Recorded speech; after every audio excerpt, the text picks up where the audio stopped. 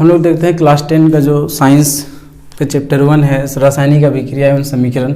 इसमें जैसे कि थंबनेल में देख चुके हैं कि क्रैश कोर्स, तो इसमें है कि सारा है कि इसका बेसिक जो है और बिल्कुल सिंपल वे में बता देंगे ताकि एग्ज़ाम में ऑब्जेक्टिव भी कवर हो और सब्जेक्टिव भी कवर हो जाए।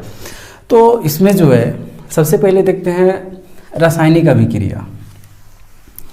कोई भी रासायनिक अभिक्रिया जो होता है वो रासायनिक अभिक्रिया कब होता है, जब उसमें तीन चीज़, इस क्वेश्चन को पूछेगा कि कब कहेंगे कि रासायनिक अभिक्रिया हुआ, तो उसमें एक ऑप्शन रहेगा उपरोक्त सभी, तो उपरोक्त सभी मार देना। कैसे? उसमें दिया हुआ रहेगा रंग परिवर्तन। रासायनिक अभिक्रिया जो होगा तो ये सभी बदलाव देखने के लिए मिलेगा। रंग परिवर्तन, तापमान परिवर्तन और उसमें अवस्था परिवर्तन, ये सारे ये सभी चीज़ें, उसमें गैस का उत्सर्जन। सिंपल सा बात है कि अगर परिवर्तन हो रहा है रासायनिक परिवर्तन तो उसमें गैस का उत्सर्जन होगा ही होगा। ऑप्शन एक ही ऑप्शन में दिया हुआ रहेगा तो वही ऑप्शन, अगर 3 ऑप्शन में देकर ए बी सी देकर और 4 नंबर में दिया हुआ रहेगा उपरोक्त सभी, तो उपरोक्त सभी हो जाएगा। इसलिए इस तरह का क्वेश्चन उपरोक्त सभी में ही दिया हुआ रहेगा तो उपरोक्त सभी हो जाएगा इसका आंसर। और इसमें जो क्वेश्चन पूछेगा एक अभिक्रिया दे देगा, जैसे यहाँ पर दे देगा अगर कैल्शियम कार्बोनेट है तो इसको रासायनिक करने के लिए, रासायनिक वाला आगे बताते हैं, इससे पहले संतुलित करने वाला है, जो कि इससे पहले यहाँ पर एक ये हो गया और एक क्वेश्चन है कि संतुलित रासायनिक समीकरण को, कोई भी रासायनिक समीकरण उसे संतुलित करना क्यों आवश्यक है, किसके लिए? तो द्रव्यमान संरक्षण नियम पढ़े हैं हम लोग, बस याद रखना है द्रव्यमान संरक्षण नियम का पालन करने के लिए कोई भी रासायनिक समीकरण को संतुलित किया जाता है। उसके बाद इसमें एक क्वेश्चन ये भी आ सकता है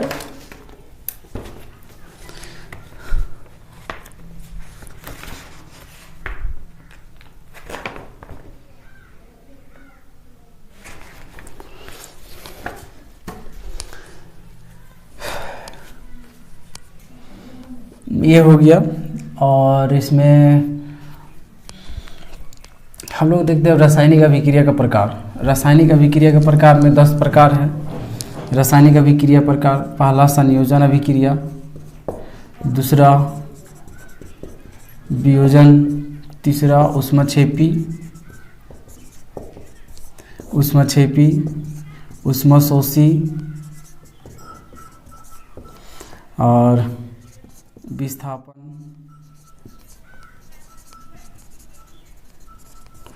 उसके बाद अवक्षेपण,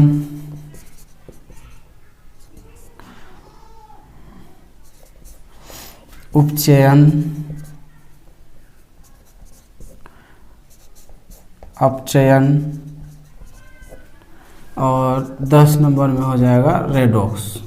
तो सभी का बता देते हैं एग्जाम उदाहरण, इसका जो डिफिनेशन है और उदाहरण एक जरूर कर लेना है सभी क्वेश्चन का। इसमें से 2 क्वेश्चन जरूर आएगा, एक ऑब्जेक्टिव में और एक सब्जेक्टिव में, आएगा ही आएगा। संयोजन अभिक्रिया किसे कहते हैं? वैसा रासायनिक अभिक्रिया जिसमें 2 या 2 से अधिक तत्व मिलकर एकल उत्पाद का निर्माण करता है। जैसे यहाँ पर ये मान लेते हैं हाइड्रोजन, सिंपल सा हाइड्रोजन और ऑक्सीजन मिल गया, मिलकर क्या उत्पाद बनाया? तो H2O, एक उत्पाद बनाया। 2 या 2 से अधिक मिलकर एक उत्पाद बनाया, तो इसको क्या कहेंगे?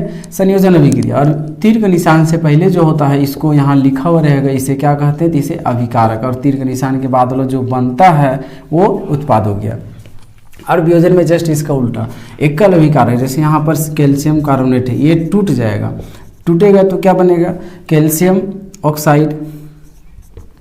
ऑक्साइड और प्लस में CO2, ये बन गया। तो यहाँ पर ये एकल अभिकारक टूटकर 2 या 2 से अधिक उत्पाद का निर्माण करता है, उसे वियोजन अभिक्रिया। ऊष्मक्षेपी अभिक्रिया किसे कहते हैं? वैसा रासायनिक। अच्छा, इसमें ऐड करके रखना है सभी के डिफिनेशन लिखने के लिए, कोई भी रासायनिक समीकरण लिखना हो तो ये ऐड कर देना। वैसा रासायनिक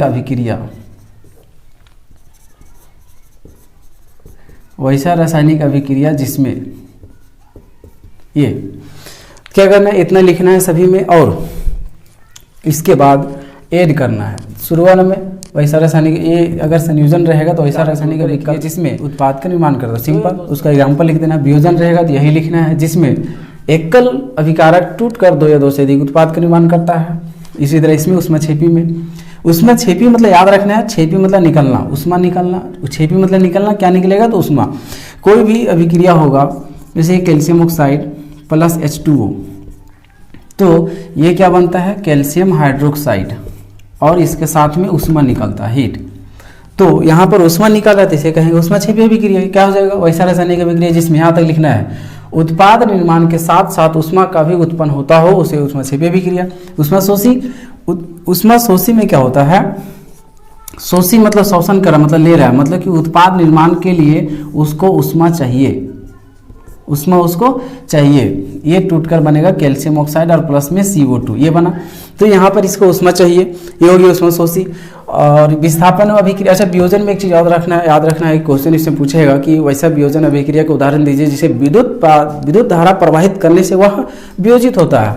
तो इसका एग्जाम्पल यहाँ इस तरह से होगा, विद्युत वाला याद रखना है, सूर्य का प्रकाश याद रखना है, ऊष्मा वाला याद रखना है। ऊष्मा वाला यहाँ भी लिखे थे calcium carbonate H2O, calcium carbonate, और यहाँ पर एक और सूर्य का प्रकाश AgBr, ये सिल्वर ब्रोमाइड। तो इसमें अगर यहाँ पर इसका अभिक्रिया कराया जाए तो इसमें इलेक्ट्रिसिटी चाहिए, विद्युत चाहिए। इसको जब थोड़ा जब वियोजित किया जाए, वियोजन अभिक्रिया कराया जाए तो यहाँ पर इसमें ऊष्मा चाहिए, ये ऊष्मा का साइन है, ये इलेक्ट्रिसिटी विद्युत धारा, विद्युत का सिंबल है। और यहाँ AgBr, इसको सनलाइट चाहिए, सूर्य का प्रकाश चाहिए। तो ये तीनों याद रखना है। इसका हो जाएगा AgBr2 होगा। यहाँ पर CaO प्लस CO2 में टूटेगा, ये H2 प्लस O2 में टूटेगा। ये तीनों वियोजन अभिक्रिया को वैसे वियोजन अभिक्रिया का उदाहरण दे जो तीन वैसे वियोजन अभिक्रिया का उदाहरण दे जो विद्युत धारा, ऊष्मा तथा सूर्य के प्रकाश में घटित होता हो, ये चीज़। तो यहाँ पर समझ में आ गया, ऊष्माक्षेपी ऊष्मा निकलेगा, ऊष्माशोषी ऊष्मा चाहिए, विस्थापन जैसे यहाँ पर इसमें समझते हैं, इसका डिफिनेशन क्या होगा, ये चीज़ तो लिखना है। वैसा रासायनिक अभिक्रिया जिसमें ये क्या है कॉपर सल्फेट, इसमें ये क्या आ गया आयरन, एक हो गया बिलियन से एक तत्व क्या किया आयरन इसके पास किया और इसको हटा दिया और उसके स्थान पर खुद बैठ गया, यानी कि ये अब बनाएगा आयरन सल्फेट बनाएगा और कॉपर को हटा दिया, ये बनाया। तो क्या बोलना है कि वैसा रासायनिक अभिक्रिया जिसमें एक तत्व दूसरे तत्व के बिलियन से, दूसरा तत्व ये कॉपर हो गया और इसका बिलियन सल्फेट, कॉपर सल्फेट के बिलियन से विस्थापित कर उसका स्थान खुद ग्रहण कर लेता है। इसके जगह पर आयरन बैठ गया, उसका स्थान खुद ग्रहण कर लिया, बस ये हो गया, उसका स्थान खुद ग्रहण कर लेता है और उसे विस्थापित कर देता है। तो इसे ये हो गया विस्थापन अभिक्रिया। एक एग्जाम्पल दे देना है। अच्छा, द्विविस्थापन अभिक्रिया क्या है? द्विविस्थापन अभिक्रिया में सिंपल यहाँ तक लिखना है जिसमें आयनों का आदान प्रदान होता है। वैसा रासायनिक अभिक्रिया जिसमें आयनों का आदान प्रदान होता है। जैसे यहाँ पर अगर ले लेते हैं तो barium sulphate plus sodium chloride, अच्छा इसका यहाँ पर बनेगा barium chloride plus sodium sulphate, और ये क्या बन जाएगा एक दूसरे को विस्थापित करेगा, सोडियम बेरियम को विस्थापित करेगा और बेरियम जो है सोडियम की जगह पर जाकर बैठ जाएगा, रिप्लेस यानी कि डिस्प्लेसमेंट करे। तो यहाँ पर क्या हो जाएगा सोडियम क्लोराइड और बेरियम सल्फेट, ये यहाँ पर बन जाएगा। ये हो गया, ये द्विविस्थापन आयनों का आदान प्रदान हो गया। अवक्षेपन, इसी में हम लोग देख सकते हैं अवक्षेपन, जिसमें एक अवक्षेप बनता है उत्पाद निर्माण के साथ साथ। अगर ऑब्जेक्टिव में तो अवक्षेप जो होता है आप विलय होता है, जल में नहीं घुलता है। अब इसमें हम लोग देखें तो अवक्षेप कौन है, तो बेरियम सल्फेट अवक्षेप। नीचे की ओर तीर क्यों दिखाएं, क्योंकि ये पानी में जाकर नीचे बैठ जाता है, इसलिए ये इसे अवक्षेप नीचे एरो के साइन में दिखाएं। अच्छा, इसमें एक और पूछेगा हाँ, कॉपर सल्फेट आयरन का कील, लोहा के कील को कॉपर सल्फेट के विलयन में डाला जाता है तो उसका रंग क्यों बदल जाता है। तो यहाँ देखिए हम लोग क्या देखते हैं कि कॉपर सल्फेट का जो रंग होता है वो नीला होता है, आयरन किस रंग का होता है भूरा होता है। भूरा वाला अगर इसमें जाएगा तो ये कैसा हो जाएगा, इसका भी रंग बदल जाएगा, इसका नीला से कैसा हो जाएगा ये भूरा हो जाएगा। तो क्या लिखना है इसका आंसर, जब लोहे की कील को कॉपर सल्फेट के विलयन में डुबोया जाता है या डाला जाता है तो कॉपर सल्फेट का विलयन नीला से, ये तो कह सकते हैं कॉपर सल्फेट जो है, कॉपर सल्फेट बदल जाता है आयरन सल्फेट में। कॉपर सल्फेट का विलयन आयरन सल्फेट में बदल जाता है, जिसका रंग नीला से भूरा में बदल जाता है। इस तरह से लिखना है। अब यहाँ पर उपचयन अभिक्रिया, एक क्वेश्चन यहाँ पर इस तरह से लिखते हैं CO plus C, CuO copper oxide plus C, और इसका ये जो बनेगा क्या बनेगा, Cu प्लस CO2 बनेगा, कॉपर प्लस कार्बन डाइऑक्साइड। यहाँ पर देखना ये चीज़ है, उपचयन में क्या लिखना है, वैसा रासायनिक अभिक्रिया जिसमें ऑक्सीजन का वृद्धि एवं ऑक्सीजन का वृद्धि या हाइड्रोजन का ह्रास हो। ह्रास मतलब कमी, और वृद्धि मतलब संख्या में वृद्धि। संख्या यहाँ जैसे 1 है तो इसका बढ़ जाएगा, 2 हो जाएगा। तो यहाँ हम लोग यहाँ पर देखते हैं, अच्छा इससे ऑब्जेक्टिव पूछेगा, ये दे देगा अभिक्रिया और पूछेगा इसमें कौन सा तत्व उपचयित हो रहा, मतलब ऑक्सीजन जुड़ रहा है। तो हम लोग देखेंगे कार्बन है, कार्बन ये वो किस में जुड़ रहा है या घट रहा है, तो अभिकारक तरफ के तत्व को ही देखना, कभी नहीं बोलना है उत्पाद तरफ का, हमेशा अभिकारक तरफ का। अभिकारक तरफ एक तत्व है कार्बन, कार्बन में यहाँ जाकर देखते हैं तो ऑक्सीजन जुड़ रहा है, इसमें नहीं था, एक भी ऑक्सीजन नहीं था, यहाँ 2 जुड़ गया, उपचयन हो गया। तो यहाँ पर उपचयन का हो गया। यदि किसी भी अभिकारक में, यहाँ लिख सकते हो वैसा रासायनिक अभिक्रिया जिसमें ऑक्सीजन की वृद्धि हो, उसे उपचयन अभिक्रिया कहते हैं। ये एग्जाम्पल हो गया।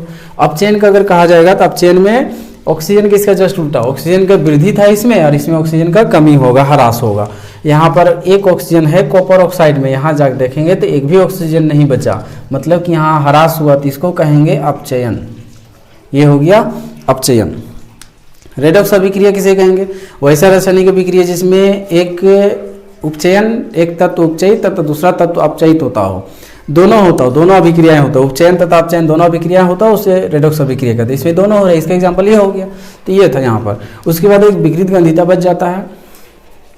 क्वेश्चन आएगा इस तरह से कि विकृत गंधिता क्या है, तो विकृत गंधिता क्या है, जब वसा या तेल वाला पदार्थ को लंबे समय तक खुले हवा में छोड़ दिया जाता है तो वो नमी में ऑक्सीजन से अभिक्रिया करके ऑक्सीकृत हो जाता है। जो खाने वाला भोजन रहता है तेल वाला, वो ऑक्सीकृत हो जाता है। ऑक्सीकृत हो जाता है मतलब वो खाने योग्य नहीं रह जाता, उससे खराब गंध या स्मेल आने लगता है, जिसे विकृत गंधिता कहते हैं। सिंपल क्वेश्चन आएगा कि विकृत गंधिता से बचाने का क्या उपाय है, तो प्रतिऑक्सीकारक यूज़ करते हैं हम लोग। जैसे अगर कोई बर्तन है उसमें रखा हुआ है तो उसमें ऑक्सीजन को हटाकर उसे एयर टाइट मतलब कि वायुरोधी बर्तन में रखा जाता है।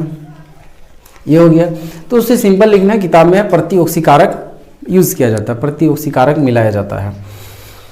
और इसके बाद एक संक्षारण है। संक्षारण किसे कहते हैं, अगर ये पूछ दे तो संक्षारण किसे कहते हैं, धात्विक पदार्थ। कभी भी संक्षारण होता है तो धातु का जो पदार्थ होता है वो धात्विक पदार्थों को लंबे समय तक खुली हवा में छोड़ दिया जाता है। संक्षारण, कोरोजन, जिसको इंग्लिश में कोरोजन कहते हैं। संक्षारण, तो जब धात्विक पदार्थों को लंबे समय तक खुली हवा में छोड़ दिया जाता है तो वह वायुमंडल में जो नमी होता है वो नमी से अभिक्रिया कर परत जमा लेता है। जैसे ये लोहा है, अपने ऊपर भूरा या पीला रंग का परत जमा लेगा, जिसे जंग लगना कहते हैं, और जंग लगने की इस प्रक्रिया को संक्षारण कहते हैं। ये हो गया यहाँ पर संक्षारण। अब कहेगा संक्षारण से बचाने के उपाय, तो लोहा को, धात्विक पदार्थ को संक्षारण से कैसे बचाया जाता है, उसमें कलर करके, ग्रीस लगाकर, तेल लगाकर, पेंट लगाकर, ये सारा चीज़ करके, असद लेपन करके, एनोडीकरण करके, ये हो गया। अच्छा, अगर पूछा जाएगा असद लेपन क्या है, इस चैप्टर में इस नहीं है, 3 चैप्टर में अगर पूछा जाएगा असद लेपन क्या है, तो धात्विक पदार्थों के ऊपर जिंक की पतली परत चढ़ाई जाती है तो उसे क्या कहते हैं, असद लेपन कहते हैं। साइकिल का हैंडल वगैरह, फ्रेम वगैरह में ये असद लेपन किया हुआ रहता है। ये चीज़ हो गया। अच्छा, इसमें क्वेश्चन छूट रहा है कि हम लोग जो सांस लेते हैं वो कौन सा अभिक्रिया, इसमें से कौन सा अभिक्रिया होगा, तो हम लोग जो सांस लेते हैं वो ऊष्माक्षेपीय अभिक्रिया होगा। क्यों होगा ऊष्माक्षेपीय अभिक्रिया, यहाँ पर हम लोग देखते हैं। हम लोग सांस लेते हैं, खाना खाते हैं, भोजन किस में टूटता है, कार्बोहाइड्रेट में।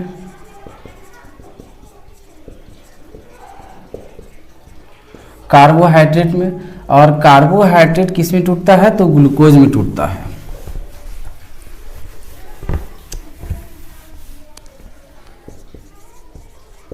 ग्लूकोज में टूटता है, जिसका सूत्र होता है C6H12O6। ये सूत्र भी पूछ सकता है।